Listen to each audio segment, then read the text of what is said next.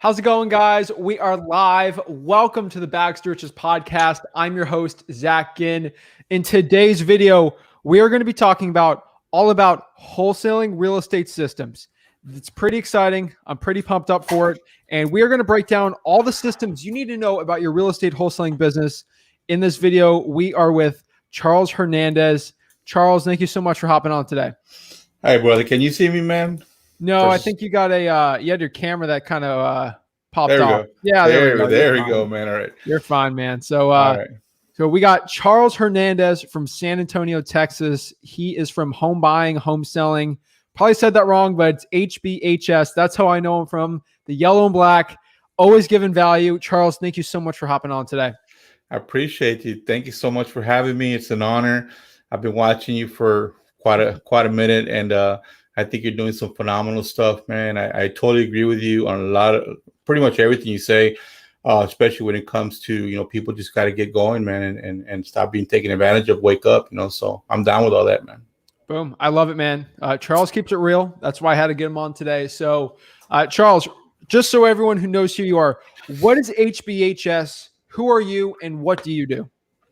So HBHS stands for Home Buying, Home Selling.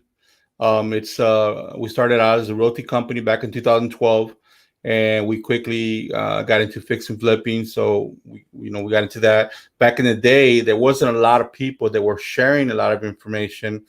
It wasn't like it is today. So we had to reverse engineer a lot of things. We heard about wholesaling, and you'd ask people, they wouldn't tell you. So we had to reverse engineer how to do subject twos, pretty much everything. And so we learned by taking it on the loans a lot. So to answer your question, HBHS is a company that does quite a bit of stuff. We have a brokerage.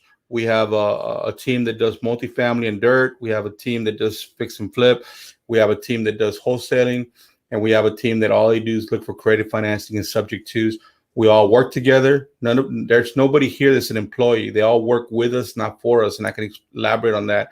And then we also run what I believe at this moment is the largest RIA in San Antonio 4 months in. Woo. Yeah. Wow. That's huge. I'm huge congrats on that. I mean, I run my own little mastermind, and that thing is a lot of work, but it's insane and it's really valuable. So congrats on all that stuff. I mean, I see your stuff on YouTube. I see your stuff everywhere, and it's really exciting. But San Antonio is a crazy market. So that's exciting. I can't wait. There's so much to unpack here, but the title of this video is Wholesaling Systems 101. And Charles, he is not just a wholesaler. He does everything.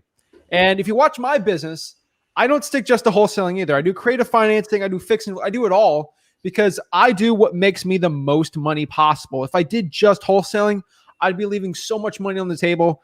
Charles knows this as well as anyone does. So we are talking about wholesaling systems, but remember the systems that Charles talks about in his realty, his fix and flipping, how to deal with people and employees in a real estate business will be super useful for you in your wholesaling business. So every piece of knowledge he gives about running an operation, guys, take that down and use it for your wholesaling business. That's the one thing I can tell you. The stuff I've learned from managing VAs, not in just wholesaling in general, has helped me with my acquisitions people, my dispo people. So Charles, what is your system looking like today? What is the whole HBHS system look? So who's on the top, who's on the bottom, and let me know.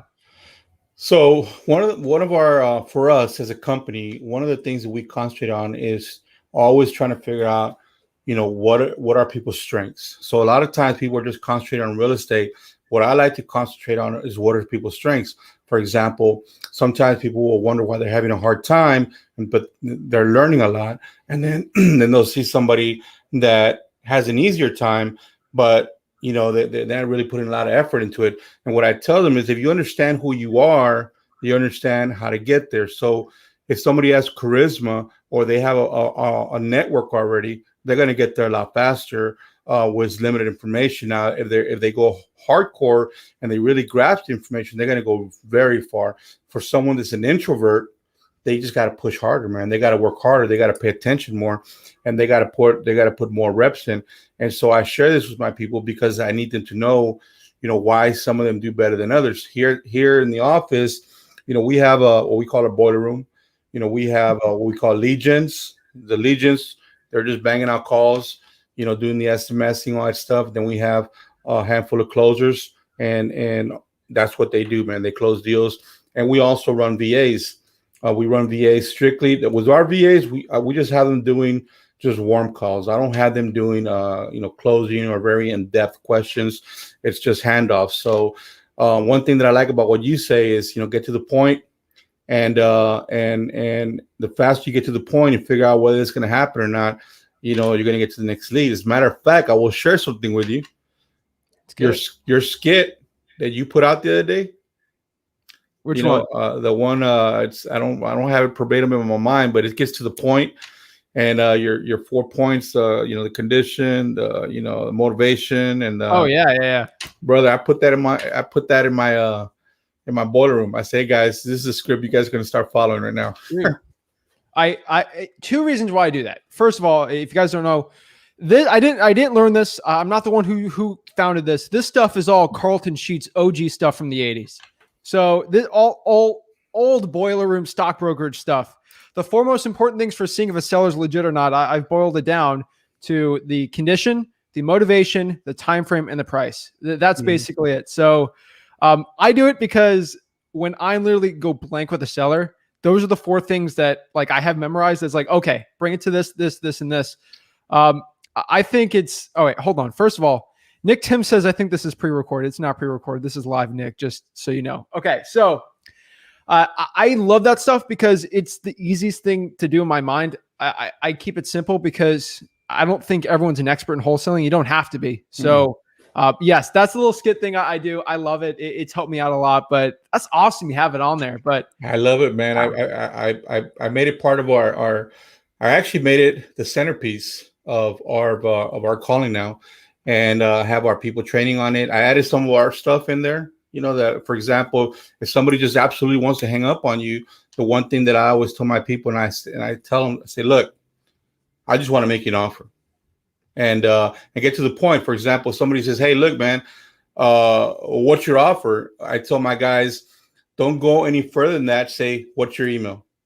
And the reason I say that is, what's your email? I'll send you an offer right now. So when you send the email, now you get to talk to them. You say, hey, Mr. Jones, I totally get it. This might not be the offer that you will accept or want, but here's the offer that I said I will send you. Now, if you give me a few minutes, I'm sure I can send you a fabulous offer. So now you get to tell them what you want to tell them. But the key thing is, don't sit there and argue with somebody or try to pull teeth from them when they're telling you, well, what's your offer, man? So yeah, I incorporated your skit. I like it, whether it's Carlton Sheets or not. I like the way you do it.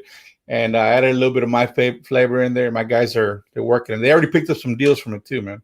Ooh, let's get it, man. I love it. Oh my gosh. So your operation though, so it's you and Michael. So who's Michael, and is he the COO, or like what's the situation with that? So Michael and I, Michael's my son-in-law. He married my daughter. Yeah. And so just a quick little clip notes, man. I'll tell you this. I tell everybody, you can't dwell on the past, but I come from the worst of the worst, man. I come from an ugly part of what I call Violentville, USA, man. So, I eventually, made some changes. I went to school. I believe education is good. I got a degree. I was the first one in my family to go to university. I got a degree in financing. Then I went into mortgages. I thought that's what it was. And today I tell people you should still get some education, but you can make things happen if you push, man, especially in this business. So, I was in the mortgage business. I was doing very well. The crash came. I got crushed. I lost a lot of money. I got depressed. I got fat because, I never had money before. And then I had money, I lost it all. And then around 2012, I started HBHS as a realty company. That's right around the time that Michael was dating my daughter. We made friends. We got together. I told him, hey, man, you want to do this real estate thing? And he dove into it.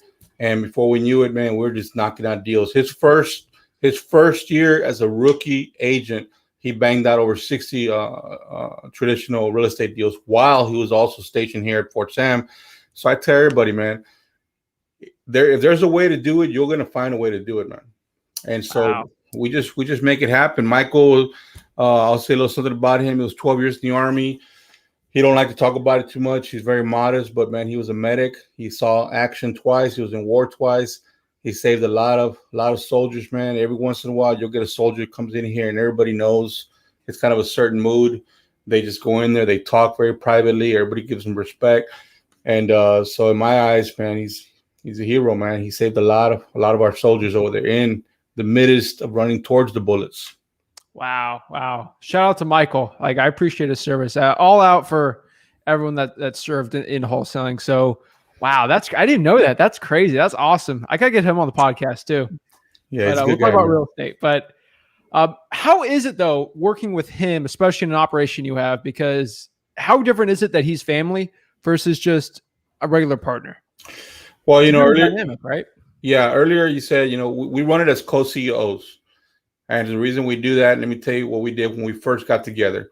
So I had been in other partnerships. So we started out with 4 primary pillars. One was everything's HBHS. And that meant everything's 50-50, debt's 50-50. The other thing is no side deals, because I believe that breaks up partnerships when you start doing side deals and stuff.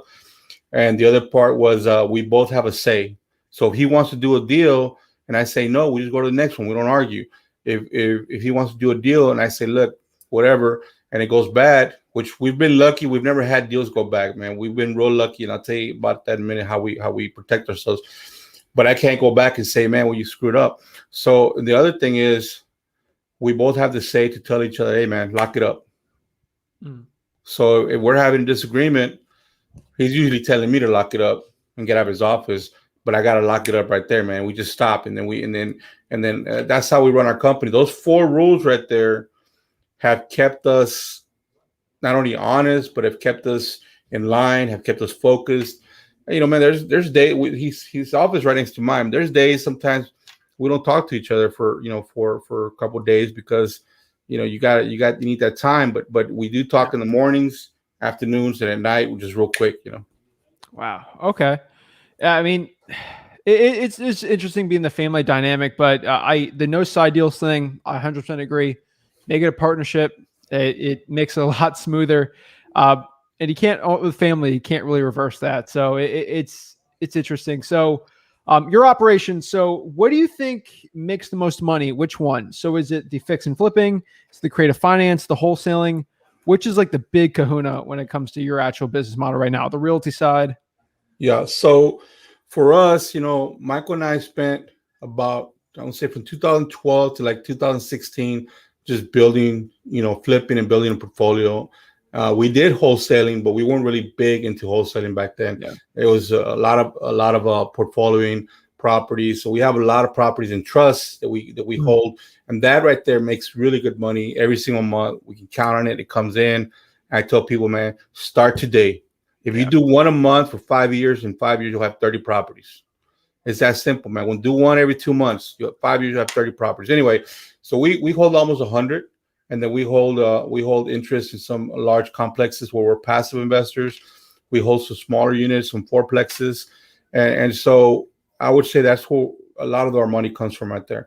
And then we do some flips. We try to do flips where we have good returns, and then of course the wholesaling. So the wholesaling, it's always good. We always make money. I mean, we've we're never struggling on the wholesaling. We cracked the 6. We've cracked into the $250,000 before. Some of our biggest wholesales, for example, we do this thing called an LLC capture, and I'd love to drop it for all your people. I want to give them a treat if you let me.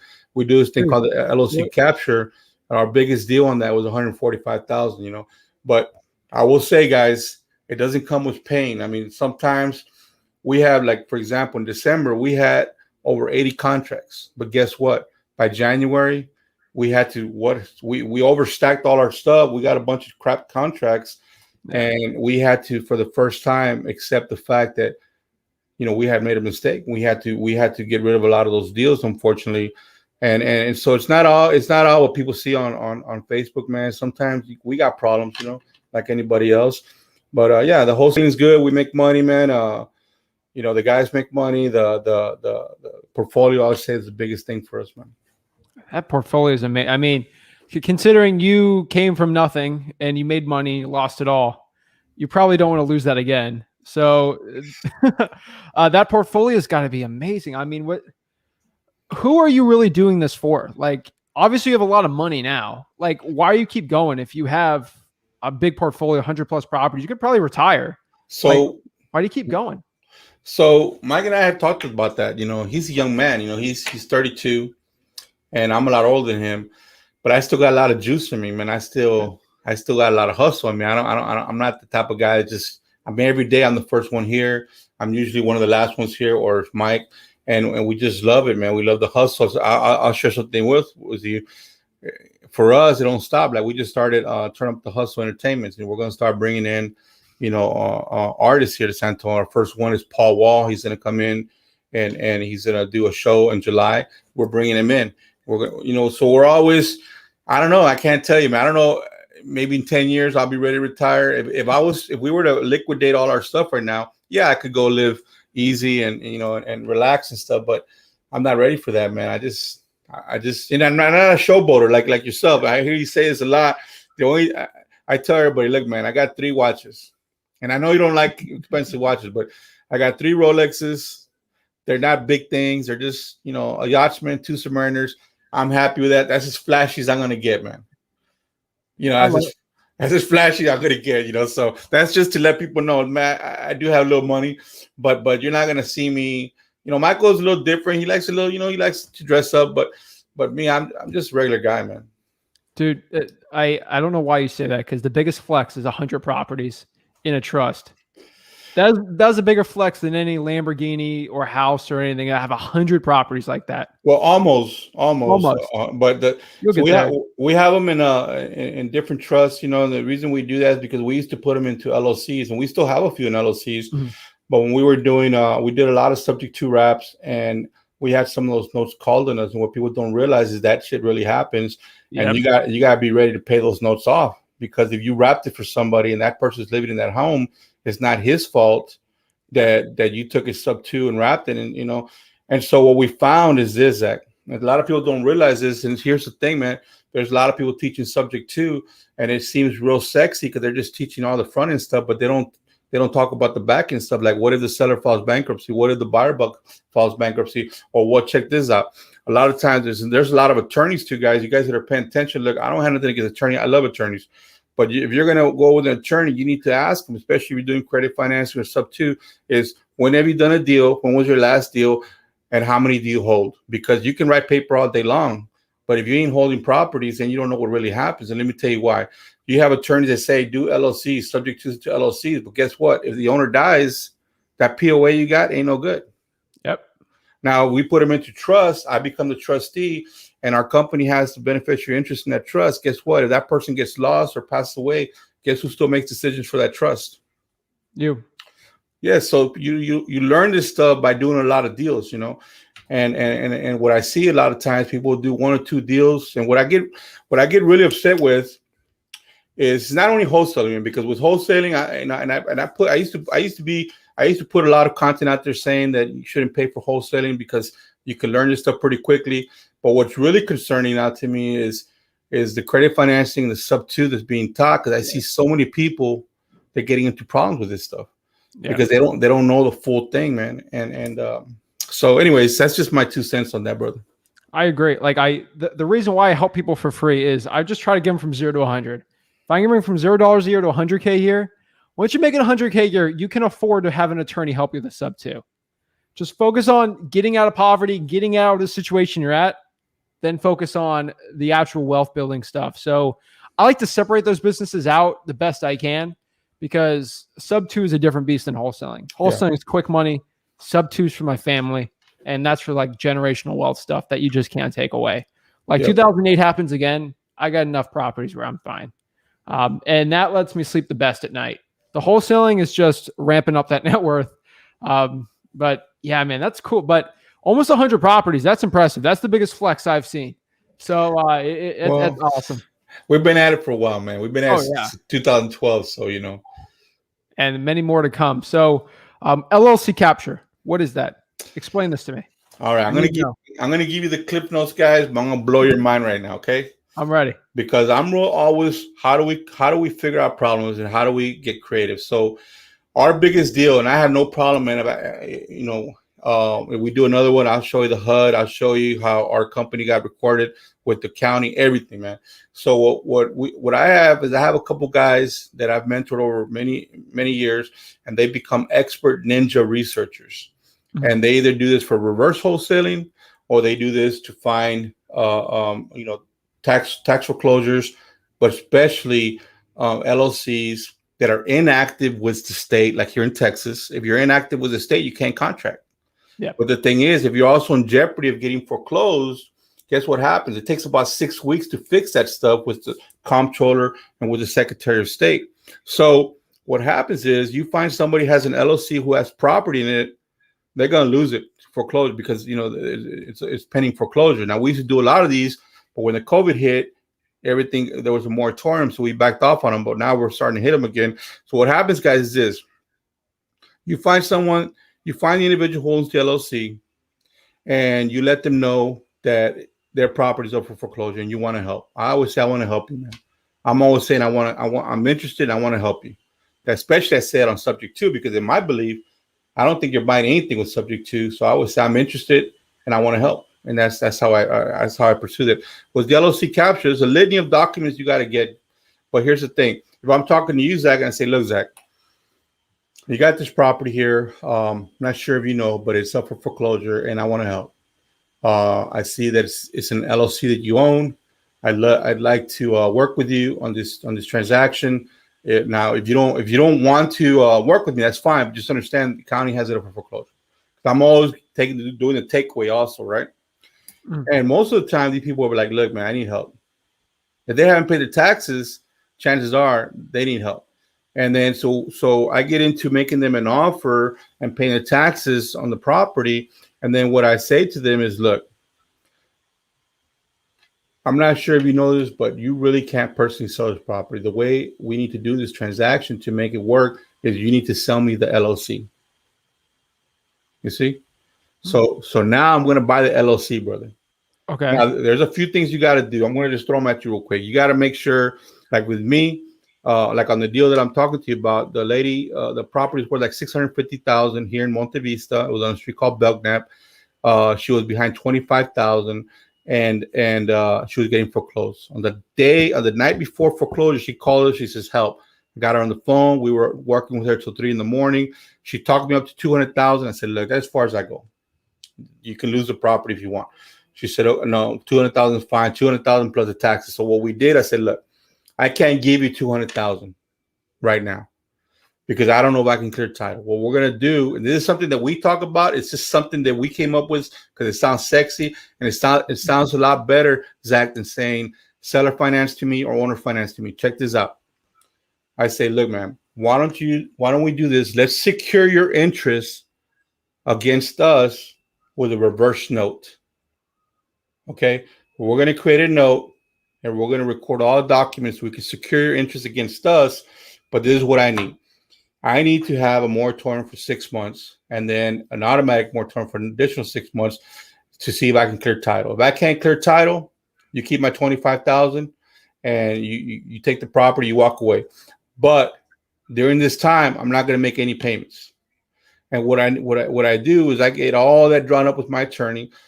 So now we own the LLC. What I also get her to do is also get her to declare on an affidavit how many years she messed up. She didn't record with the comptroller, and what was her estimated proceeds, which is zero most of the time. I get them to fill out the Secretary of State documentation so she can switch. She can make me the registered agent and one of the members, and we remove her. So we get all that stuff done. And so what ends up happening is now I own the LLC.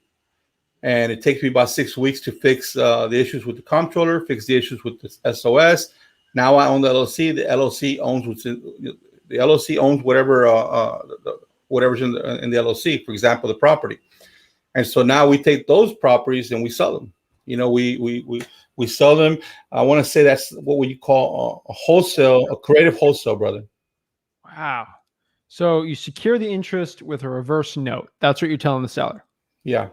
Wow. Because it sounds a lot better than saying, look, I can't pay you $200,000 right now because I know you want the money. I know we agreed on it, but I mean, I got to clear title. It's the night before taxes, and how about you seller finance to me? They don't want to hear that. So I say, let's secure your interest, Zach, with a reverse note. And they're like, okay, that sounds good. Yeah, it does sound good because your interest is secured. We're going to record everything. That's exactly what I do in a different way. Like we get to the same point. We do it a different way, but we get to the same point. Where like that's what I do. It works so well for me. Mm-hmm. So I'll just say something that's not seller finance. That's kind of ambiguous, if it makes sense, where they're like, explain, and then we explain the same thing, and then boom, we get the deal. I just say willing to take payments, and they're like, what's that? And then you just explain from there. That sounds a lot more sexy, and that's probably a lot better. Might be using that instead, but wow, that's huge. Every time, man, I talk to someone, man, and you're telling them what you're doing, Zach, let's secure your interests against us with a reverse note.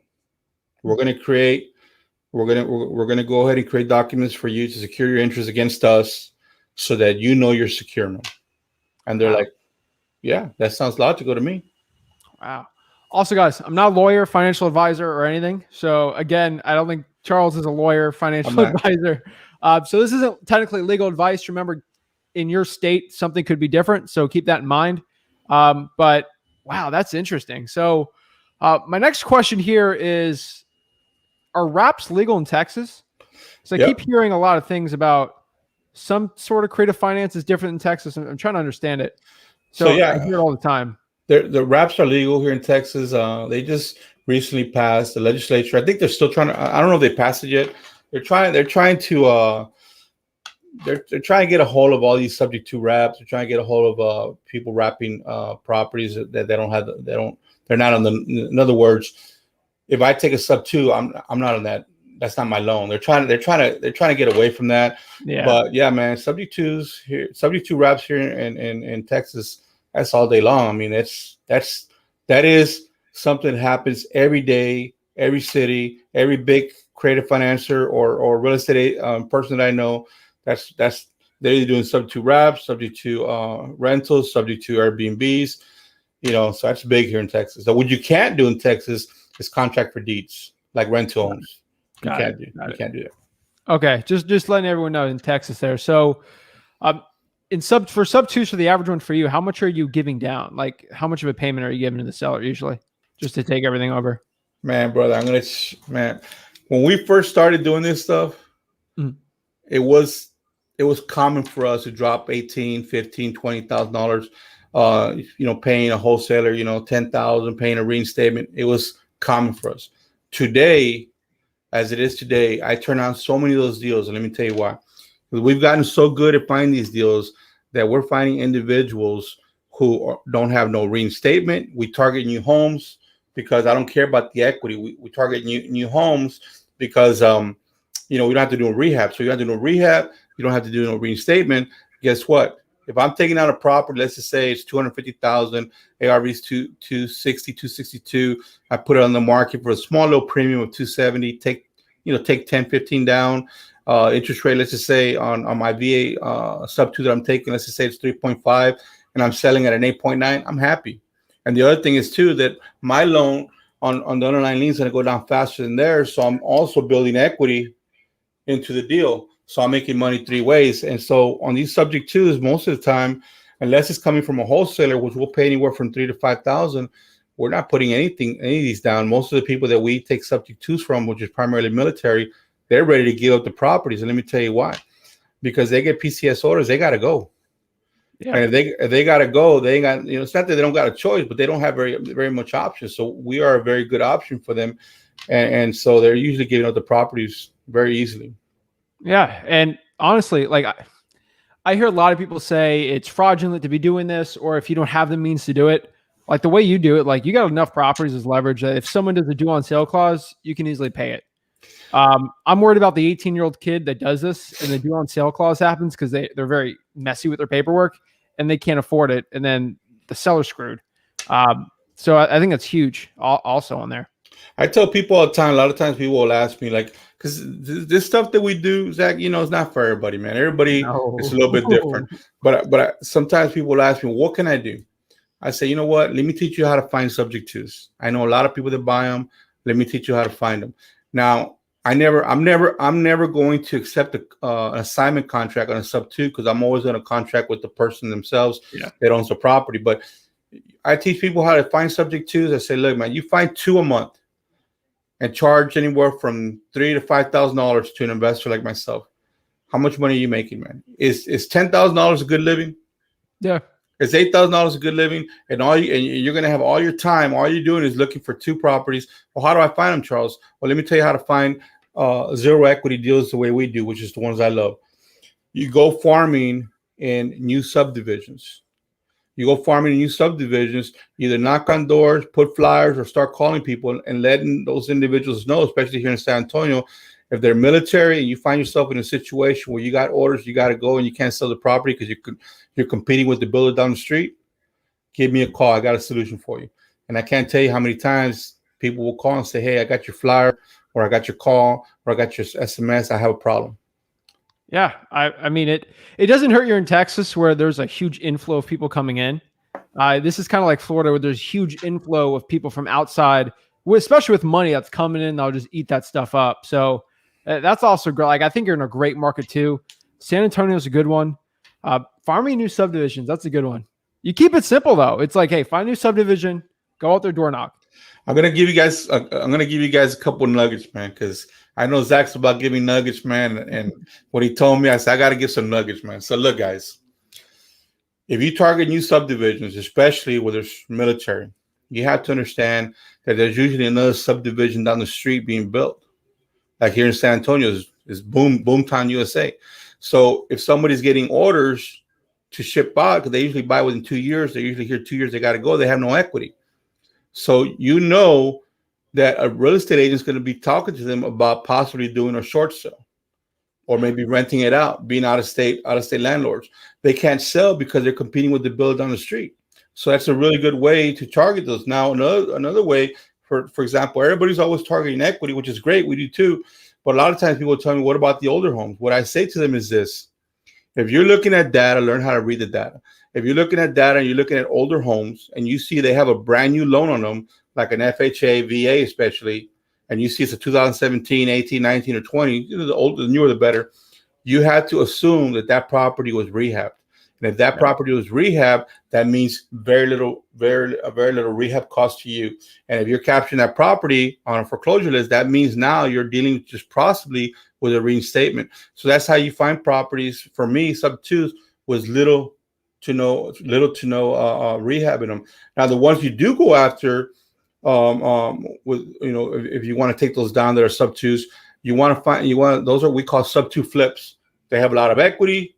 We can decide to cash them out. We say, hey, look, how about I give you $2,000? You walk away. Let me use your loan for about 2-3 months. We don't explain it that way, but just for clip notes, we use their loan for 2-3 months, fix the property, get it online, cash it out. That's it.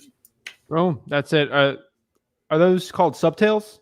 We call them subject 2 flips. Okay. Yes. Perfect. Sub 2 flips, yeah. That's awesome. And so next thing I want to shift here is wholesaling wise. San Antonio is, I get DMs all the time that says San Antonio sucks. It's the worst wholesaling market ever. You can't make any money. And then I see people like you doing $145,000 deals. And I'm like, is San Antonio really the problem or is it you?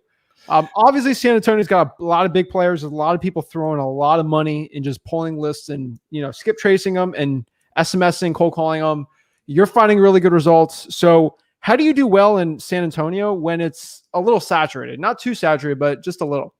Well, I want to qualify something. That one was our best LLC capture. So it was a creative wholesale transaction because we took it down as an LLC capture. But when it comes to the wholesaling, I mean, it's a mixed bag. I mean, for example, we've took it on the nose a few times. We get a lot of contracts and, the numbers aren't there. But right now, I think anybody in San Antonio that's really being committed and you're staying you're staying with it, you're going to get a deal, 1, 2, 3 deals a month. Even if you're just a solopreneur, you're going to make it happen. You got to be consistent. The spreads here, man, depending on what you're going after, you're going to get anything from 10 to 30,000, average. Better deals, anywhere from 40 to 50, but you gotta understand the city. I tell everybody, understand your city. So here's San Antonio. I had a good friend of mine, Armando Olivares from Washington, D.C., came here, and I drove him all around the city, and I told him where everything was at. I said, look, man, the deals here are in the conservation areas and the historical areas. There's a big boom here going on for that. And if you concentrate on the historical areas there's a lot of, gentrification going on, and conservation areas, you're going to pop 40s and 50s all day long. Okay, you just got to know how to get them. Now, the rest of the city, you can find deals, but unless it's a tax foreclosure type of transaction, you're going to hit one out of the ballpark. You're going to probably hit 10, 20,000, and like me, I don't concentrate on areas. It's not that I won't do deals on the south side of San Antonio. I just don't concentrate in those areas. I don't concentrate in areas that are not lucrative. For example, south side of San Antonio, a little more depressed. West side of San Antonio, very depressed. Why would you concentrate there? So you want to concentrate in the areas where there's activity, where there's new development, where there's Walmart, where there's schools. You want to concentrate in those areas because those are the areas where you're going to find the deals. 100% with you there. The one thing you did say about the gentrification is we can go to debate if that's good or not for anyone. I can't control it, so I can't control it. But some gentrified areas where they're doing it right now are absolutely amazing, where no one really understands that it's about to pop, but you understand it, and you understand the people going around building it, but the sellers might not, or the people around it, or other realtors, and you can go out there and just destroy some of those markets. So that's a huge one. San Antonio, there's areas of San Antonio that have been completely turned around. Yeah. And look, is it a good thing, bad thing? Like, I don't know, man. All I know is this life happens, and it's going to happen whether you agree with it or not. And I will say that huge parts of San Antonio have totally been redone and look beautiful, man. Yeah, 100% there. So that market's really good. Those are really good. But what are your way? Because I know you got Manny on here, and I've seen Manny before online, and he's pretty legit on acquisitions. That dude knows how to talk to people, and he knows how to get deals done. So how did you find him? And how could someone trying to create a good wholesaling system find a Manny that could literally just go out there and close deals? So here's the thing, long story short, Manny came to us by way of a referral, and he, with the exception of Mike, I will say this. Manny, for example, Manny comes from Venezuela. He didn't come here speaking English. He taught himself. He's very committed. Really? He didn't speak no English. Ooh. And he came here as a 17-year-old into Chicago. He lived there for a few years. But he's a top person that when he sets his mind to something, that's what he does. And what I noticed about Manny when he first, because people come into my office, you get turnaround, you get people that leave, people that stay. And I'll spend time with people when I start seeing that they're committed.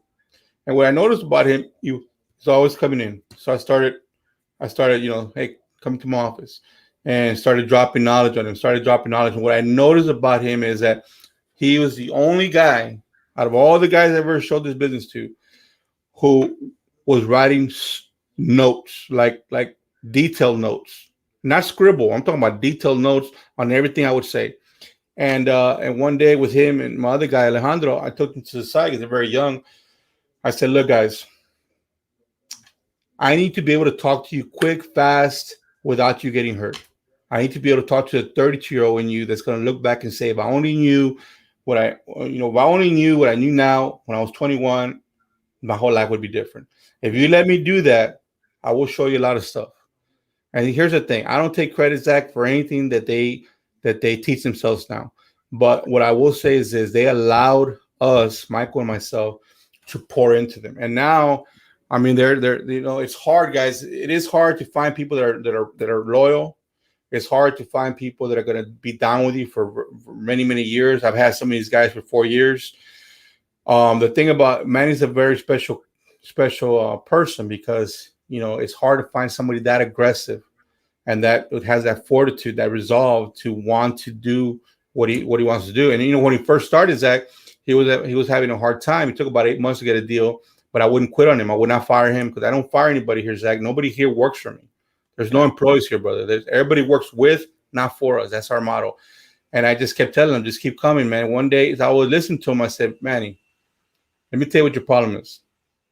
You're good, man. You got the information. Your problem is that you have an accent. And when you're calling people, you're thinking that they're judging you, which is not allowing you to just let it flow. You're consciously thinking about that. I said, so what I want you to do is when you call people, I want you to say, hey, look, Mr. Jones, my name is Manny. I'm an investor from Venezuela here in the States. I'm in San Antonio looking for some properties. And I want to talk to you about yours. What that's going to allow you to do subconsciously, man, it's going to allow you to get that out of your head. So they already know why you told me you're from Venezuela. They already know why you have an accent. And guess what? He did that for 2 weeks. And after that, about a month later, I heard him in the back, and we joke around about this. I heard him in the back talking to a client saying, come on, Papi, you know you're doing me wrong. And I looked at him, I said, what are you doing? But he was in his zone. And that's what you guys got to do. I tell everybody, man, you got to get into your zone. I tell my people here, if you come in here and you want to sit down and you treat this like a job, then it's going to be a job. But if you come in here and you think that, man, I'm here to change something for myself, because you're not here to work for me. You're here to work. You're here to bang for yourself so you can grow. Every single person you talk to on the phone is listening to you. You got to be able to convey your message and talk to them. They got to be able to feel you. You got to be able to, to let your body flow when you're talking to these people. Because if you're there like, hello, Mr. Jones, was calling you, they're going to feel like, you know what, man, I don't want to talk to this guy. And so that's what I share with all these people here, man. Some of them take it to heart. Some of them don't. But Manny's a special case, brother. Wow. That's a lot to unpack there. That's huge. But I can tell you right now, if there's a lot of people who have accents watching this. Generally, nobody cares about your accent. They care about the one thing. Can you actually help them with their problem? Mm-hmm. That's it. You subconsciously not being confident yourself is going to end it. I'm in Florida. Nobody really cares. Like a Spanish accent, nobody really cares. Like it's almost natural, especially in South Florida. San Antonio, I mean, there must be a lot of people that are used to that, right? So that's the thing, that's something I'm real big about, Zach, is about, remember I told you about, I'm always trying to help somebody figure out where they're at and what they're doing. So for example, here in Texas, believe it or not, I mean, finding a Spanish accent is very hard. Like I've been in I went to Miami, Tampa, and we were down there for a while, and we met a lot of people. You talked to a lot of people that had that accent, that Cuban flavor, that Venezuelan flavor. You don't find that here. Because a lot of Hispanics that are American born don't speak Spanish, so they don't have that accent. So it wasn't about, for example, like him. I knew that it was in his own mind, and so I just needed to. Hey man, I had to figure out a way. Like, how do I get him out of that? And it took him 2 weeks, and now he's in the zone. And that's what anybody out there. Like I have people that come work with me from Alabama.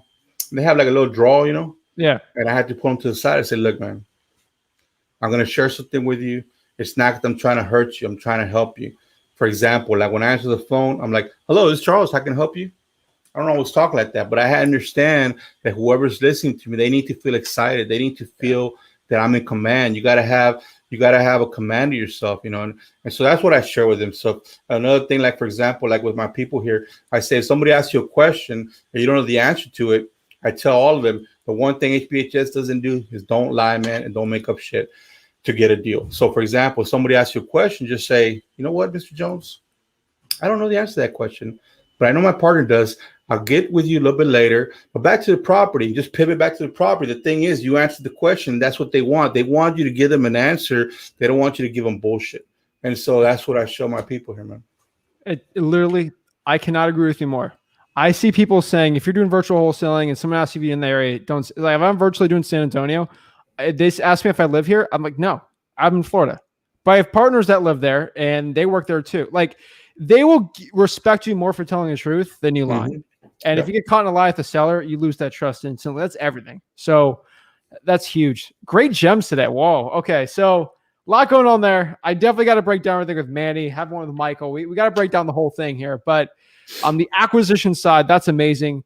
On the disposition side, how are you selling these deals?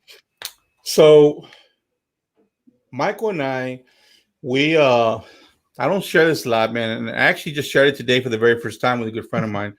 And I'll go ahead and share it now. But Michael and I invested for all these years. Like, we have a massive, massive buyers list. And guys, I want you to know, when you hear me say this, understand that we don't even utilize about 10% of that, not even 5% of that, because it's massive. Wow. I got every single state.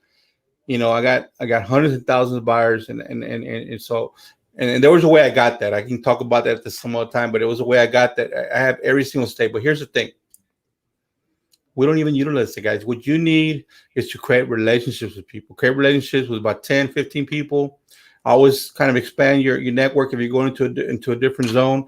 And guess what? If you treat those people right, because those are your customers, guys. You treat those people right, let them make money, sell them good properties, and they're going to want to buy properties from you again. And that's the key thing, guys. You don't need a massive list.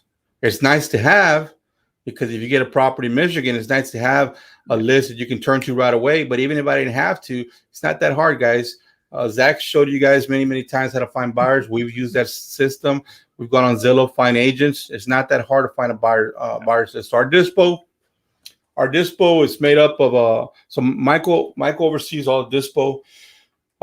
He dispos everything, not only from wholesaling, but all the other properties. He oversees all the flips, all that stuff. We do different stuff here. So one of our guys here, one of our young bucks, he's about 22. Man, you believe it or not, man, he pretty much runs the show, man, and negotiating deals left and right, and we totally have much confidence. If he's another Manny, except he's not. He doesn't have the same charisma. He's just very quiet. He's very reserved. Yeah. Those people close deals all the time. Introvert people, they know how to listen, and that is huge for closing deals. So 100% there. So let's get some questions from the audience and see what we got. I mean, it's a lot of people watching this thing live, so we got a lot of questions. So I'm going to try to get through as much as we can. A lot of love for HBHS, though. I love Charles and HBHS crew, and Zach, too. Awesome. We got Morris James. You got Uncle Charles in the house. His protege, my man Manny Cash, my point of contact. These guys are golden in San Antonio. Uncle Charles and Mike are awesome. Morris, thanks, man. Let's see. We already talked about cash buyers here. Sorvin wants to know, how do you choose a market? So, I always like to be very transparent about stuff. Guys, when we first started thinking about going virtual, man, it was crazy, man. We started thinking about going out of the state or even other cities. We're like, it was like a big roadblock. But guys, you just got to jump, man. You got to do it. So we started with the cities we're familiar with in Texas. Houston, Dallas. We got to know Fort Worth, and then we started going to El Paso. We started to get and understand El Paso. We don't do a lot of it in Austin because that's a whole different animal. But Corpus, the Valley, and we started feeling comfortable with these cities, and now we're very comfortable with them. And then what we did is we started communicating with other individuals from different states and figuring out what areas were very close or similar to Texas. And how the houses were being built. You know what I'm saying? For example, houses up in the north, they got to put the fuel in, they got basements, they got different stuff, and if you're not familiar with how to either rehab that or sell that, you're going to have a hard time. But, we do Florida. We do a little bit of Florida. We do some Georgia. We do a little bit of Alabama. We do some Arizona. We hit California from time to time, New Mexico. We pretty much stay in the South. Right now we have a deal in Minnesota. We've done some deals in Virginia. But a lot of those are referrals. But if we're targeting, it's either going to be Georgia, Florida, Texas, New Mexico. We like to do Arizona every once in a while because, we like to, we just like to do it to say we got one in Arizona because they got all those players out there, Oh, my gosh. Yeah. That's awesome. Jose says, what list are you finding the most success with? I've been driving for dollars, but I want to pull a list and see how it goes. So last night, man, as a matter of fact, last night, it was the night before. So I know a lot of people around the country, and I said, hey, guys, I want to put together this list. And actually, I just launched it today. And I said, I want all you guys that I respect that are doing deals to give me your 2 to 3 best lists and your 2 best marketing. And we put that into an Excel sheet. We all shared it together. And we're going to try to grow that amongst a bunch of people that everybody can then just dive into it and have access to it and use it as a referral source. So for us, what I'm big on is organic information. Tax delinquents. Right now, we're not doing too many probates, but tax delinquents, code violations, dismissed bankruptcies for subject twos. And guys, why dismiss bankruptcy for subject to? You have to understand that if a person getting dismissed from a bankruptcy to Chapter 13, they went into the 13 because they wanted to save the property, but they're getting kicked out because either they didn't make the payment on the 13 or they didn't make the payment on the mortgage, and now they're out of that. They got to do something. They don't want to get foreclosed. It's a beautiful list. The divorce list is also great for us. Of course, we have a Drawing for Dollars list, and then I'm going to give you guys a nugget. You guys want a nugget? Can I give them a nugget? Dude, get all of them, please. Okay. So, guys, I tell this to my people all the time, man. If you're on Zen or SMS or whatever you're doing, and you're looking at properties, now you can't do it with every single one, especially if you're on a dialer because you get behind. But if you're talking to someone, and you're looking up a property, build your own list. How do you do that?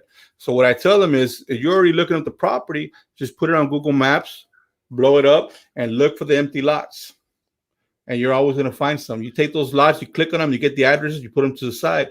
Later on in the evening, whether you have your own VA or not, you do it yourself.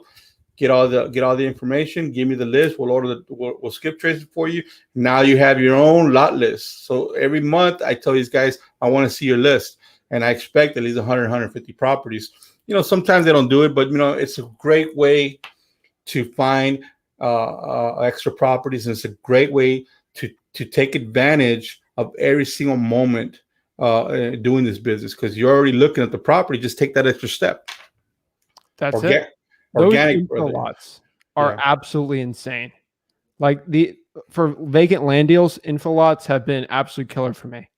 I'm in Port St. Lucie. There's a lot of builders, but wow, that's huge. Are you having success with that? Yeah, bro. Let me tell you. So Manny knocked this one out, and I'm gonna share something with him. So Manny's big at taking awesome. Like, he takes everything we share with him and just totally dives into it. So in February, brother, what he did, he looked up a property. He found a lot.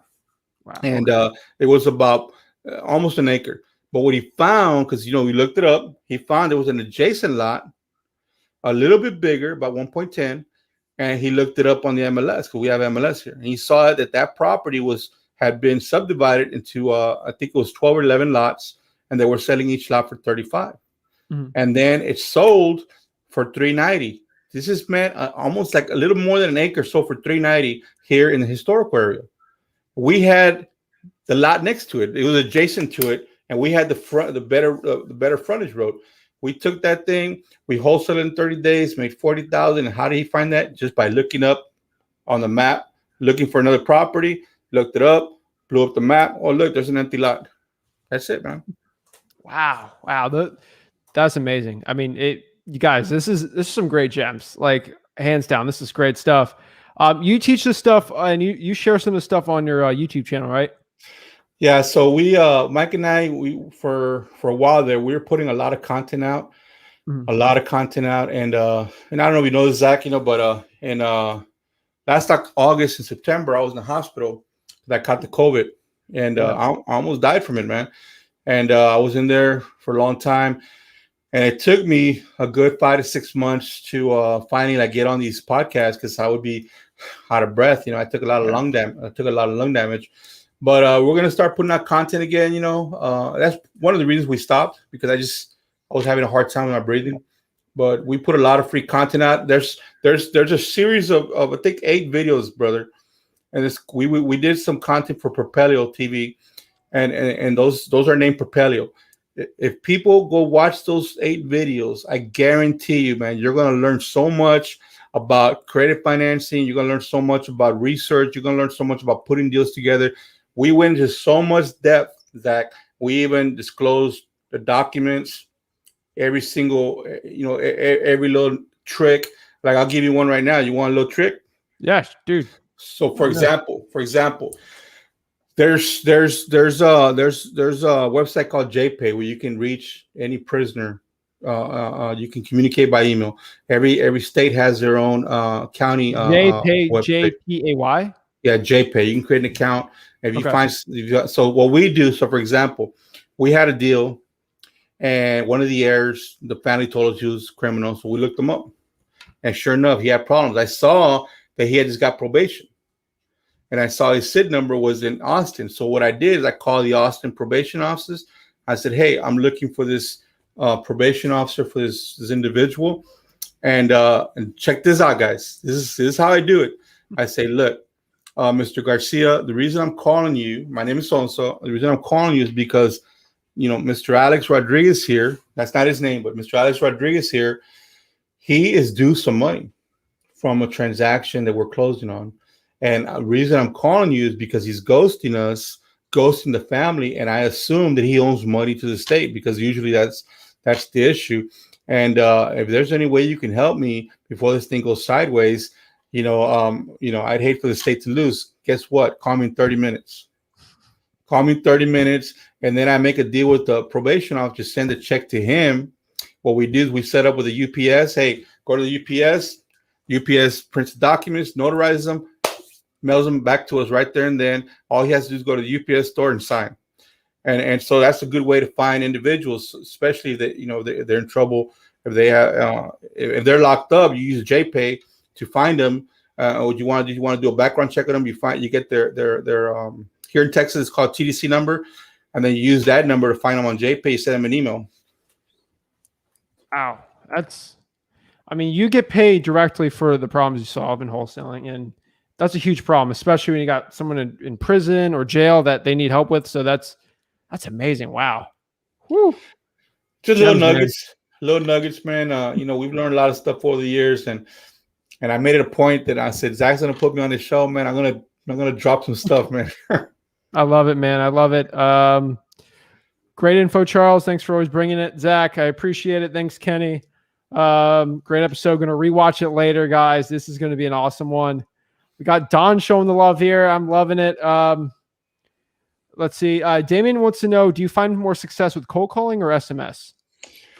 I want to say for us, man, it's a mixture of both. At this point, I wouldn't give up either one. I know there's some issues coming up with the Trace Act, but at this point, I wouldn't give up either one. I'll tell you what we've never had success in. We've never had success with RVMs. That's not my thing. We do mail, but we do very targeted mail. We do it from all the follow-ups. We do the mail from that. And then, for example, the way we do the mail is if the mail comes back, that we know there's nobody living in the home. If the mail doesn't come back, we know there's probably somebody there. So we're going to try to contact whoever's there. So that's how we use the mail. Something that we're actually launching, Zach, today, our first one. We're gonna go deep into PPC, man. I made the decision. We're gonna go PPC, man. So I have to, man, because I got people. I got to do more inbound, and so we're gonna keep the cold calling, the SMSing, the mail. Of course, once let a little bit more time pass, we're gonna get back to door knocking. I used to take my people into neighborhoods, all dressed really nice, knocking on doors. You make a statement like that, everybody's like, "Who are those guys?" But we're gonna launch PPC, so that's something we're dabbling in. Let's get it going, man. That's exciting, dude. That's awesome. I have a question about Mojo. If you have 10 numbers for a caller, should I call 10 or keep it at 5? How many lines are you dialing right now for your cold calling? So we use Zen, and I want to say I think we do 10. Okay. So full disclosure, guys, like we have a lot of these systems, but at some point you gotta delegate this stuff. So like my boy Frank, he runs. I think I've been on Zen call 2 times. If I'm calling somebody, I'm calling them. You know what I'm saying? Yeah. But I don't get on Zen call. I don't get on Podio. They do all that stuff, man. Delegation is the key here. 100% agree with you there. Leonardo wants to know how many times do you have to dial to get a deal, or how many leads for one deal for you? Well, I'll put it to you like this, brother. And Manny used to say this a lot, and I believe in it. If you come to work or wherever you're at, if you're working from home, you gotta have a place that's yours, man. Or if you're at Starbucks, you gotta get in the zone. Yeah. You have to be willing to accept 100 no's at minimum to get that one deal. Because when you get that deal on the 10th call or the 20th call, guess how good you're gonna feel, man? You're gonna feel awesome. But if you come in thinking that, man, it's not happening for you, man, you gotta put your time in, man. If you're doing the cold calling, then you gotta be willing to take 100 no's, man, at minimum. And you gotta feel good about it. You gotta embrace it. We have this thing here called DFND. And I tell it to all my people, it's called discouragement, frustration, negativity, and defeat. I tell my people, I need you to make them your friends. What are you talking about, Charles?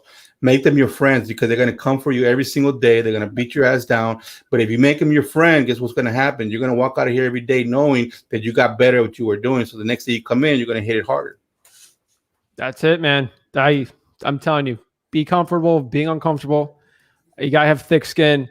I always had a chip on my shoulder because I had so many wholesalers when I started out telling me that I sucked and I can't do anything. And obviously being a bag boy, that put me over the edge. But that was just out of spite. But that's huge. So can you say that one more time, just so people can write it down? So I got this thing. It's called DFND. DFND. Yeah, Delta. F is in Foxtrot. N is in November, and then Delta again. DFND. Defeat, discouragement, frustration, negativity, and defeat. Embrace that shit, man. Embrace it. Take it to heart. Make them your friend. Because if you do that, nothing will hurt you, man. And you'll go through those 100 calls, and you'll be fine with it. And the 101st call, what's going to happen is when you get to that and they say no again, you're going to be fine with it. And then when you get that deal, you're going to be like, oh, man, I get it. The next one will get easier, man. It'll get easier. I promise you. Boom. That's it, man. AD says, I could tell Charles is a patient and loving mentor. Props to you on making a family and not just a team. Thank you. That's what it's all about, man. That's what it's all about. Last couple questions here is, hey, Zach and Charles, how do you feel about virtual assistants? With virtual assistants, man, at one point, we had up to 20 virtual assistants, and sometimes, guys, it's not going big. It's not what it's all cracked up to be, man. Yeah. Sometimes, you can do the same amount of work with just having 3 good VAs that are bringing in the leads. Because what happens is once if you have such a big team like that, and you think you need that, it's a lot of money going out, a lot of people not really doing their work. And so I say use VAs, man, use them carefully, but use what you need. If you need a VA to start taking, work off your plate so you can concentrate on what really needs to happen, that's when you need a VA. That's it. Last question here is, let's see where it's at. Last question we got here is from Nick Tim. I want to get into land or lot wholesaling. Seems difficult to find comps and land value. A lot of times I've tried to research. So question on that one, is how are you finding comps for your land deals or those infill lots? I want to give you props because I saw you do. I actually watched one of your videos. I think it was last night. It had to do with land. And I was very impressed, man. I mean, I shout out to you and your dad. I would say to you, look, man, I could sit here and give you a synopsis on how we do it, but at the end of the day, go watch Zach's video. That was a beautiful video, man. How you explained it, I wouldn't be able to do it any more justice than what you did. All right, perfect, man. I appreciate that. So again, I do reverse wholesaling on it, but I just figure out the cash buy I'll pay for. But we can get in that a little later. So last question for you, since this is the Bags Riches podcast. I know you watched some of it, so I think you know the question here. But I started out $300 in my bank account as a bag boy. If you were back at 17 years old, 18 years old in San Antonio, you got $300 on your back, what would you do to become the next Charles Hernandez? Man, if I could get all my time back, I'd be a monster right now. I'll tell you right now, man. Man, the amount of information that everyone has right now is just crazy, man. But if I had 300, I tell you, I'll give you one better, man. In 2011, on January 2011, brother, I had $200 in my pocket. Wow. I lost everything. I had about, when the crash came, I had about, somewhere close to 3 mil, 7 houses, lost everything. There's a reason why I lost everything. Just bills kept coming. You don't shut down, and I didn't shut down right. And I had $200 in my pocket. I was making no money, and I had to make a decision, man. I need to do something. So I went and borrowed some money to start an LLC. And that LLC was home buying, home selling. And I went to a friend of mine who was a broker. I said, brother, I need to start a real estate company right now. And he sponsored my real estate company. And within about 3 days, I had a couple of deals, hired a few agents, and I just went, man. I mean, at some point, guys, you can only hit rock bottom, man. But if you're going to dig the hole, it's a different story, man. You hit rock bottom, you got to get up, man. Boom. That's it. Charles, thank you so much for coming on. is there any parting thoughts you have for the audience before we hop off today? I mean, with your permission, of course, I'd like everybody to follow us, our IGs, Michael's Mr. Hustle on IG. I'm Uncle Charles, HBHS. With your permission, Zach, I have a Facebook group. We put a lot of content out. It's called Home Buying Wholesaling Association. We do have the Home Buying Wholesaling RIA Association that's physical, but eventually we're going to launch that virtual pretty soon. That's coming. And then, guys, if you're looking, for help or anything, man, I'm always willing to help. People send me, I answer everybody's questions myself. If you send me a question, I did share with you, Zach, we do some coaching on Subdivisions, but I respect your show, man, and I'm not here for that. I'm just here, as you notice, to drop value.